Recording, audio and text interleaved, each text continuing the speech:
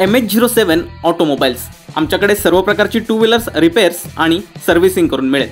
आमचा पत्ता ओमकार डिलक्स समोर उद्यमनगर कुडाळ। संपर्क 8412 9371 65।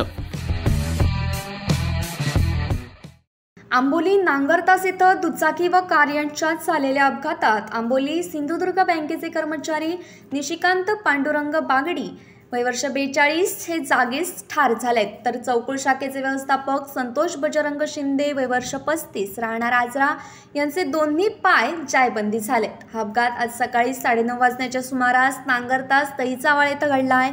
दरम्यान जखमीसह मृताला आंबोली प्राथमिक आरोग्य केंद्राकडे नेण्यात आलं होतं। दोघेही आजऱ्याहून आंबोलीला ड्युटीसाठी येत असताना ही दुर्घटना घडली आहे।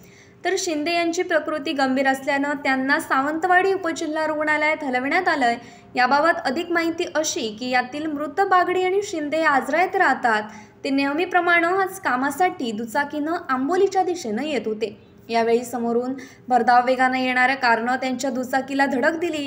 ही धडक इतकी जबरदस्त होती की श्री बागडी यांचा जागीच मृत्यू झालाय, तर शिंदे यांच्या दोन्ही पायाला गंभीर दुखापत झाली आहे। अशा अवस्थेत त्या ठिकाणी जमलेल्या काही ग्रामस्थ व प्रवाशांनी त्या दोघांना अधिक उपचारासाठी आंबोली प्राथमिक रुग्णालयात दाखल केलं होतं, परंतु बागडी यांचा रुग्णालयात पोहोचण्यापूर्वीच मृत्यू झाला असं वैद्यकीय अधिकाऱ्यांनी सांगितलंय। तर श्री शिंदे यांची प्रकृती गंभीर असल्यानं त्यांना अधिक उपचारासाठी सावंतवाडीकडे पाठवण्यात आलंय।